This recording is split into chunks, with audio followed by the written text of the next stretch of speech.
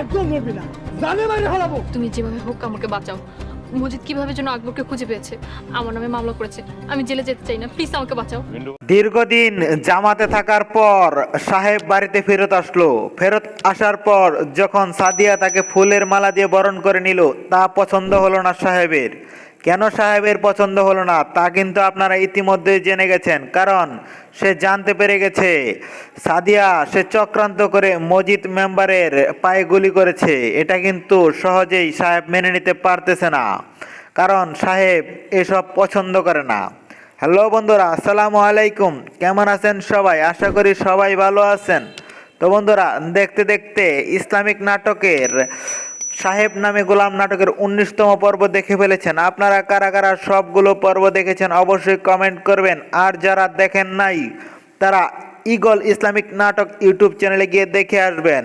তো বন্ধুরা, ইতিমধ্যে আপনাদের কাছ থেকে নাটকটি অনেক জনপ্রিয়তা অর্জন করেছে।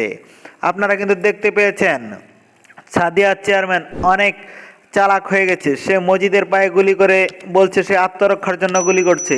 তো কি হতে চলেছে এই নাটকের পরবর্তী পর্বে, তার জন্য আপনাদের অবশ্যই অপেক্ষা করতে হবে আর কয়েক ঘন্টা।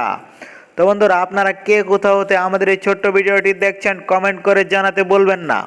আমাদের আগামী ভিডিওতে আপনাদের নামগুলো কমেন্ট সহ পড়ে শোনানো হবে।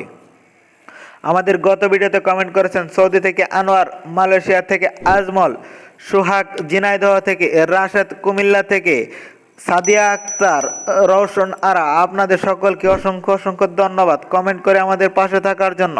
তো বন্ধুরা, ঈগল ইসলামিক নাটক ইউটিউব চ্যানেলে সাহেব নামে গোলাম নাটকটি অনেক জনপ্রিয়তা অর্জন করেছে। এই নাটকের পরবর্তী 20 নম্বর পর্বটি আসতে চলেছে আগামী শুক্রবার বিকেল 3টার সময় ঈগল ইসলামিক নাটক ইউটিউব চ্যানেলে।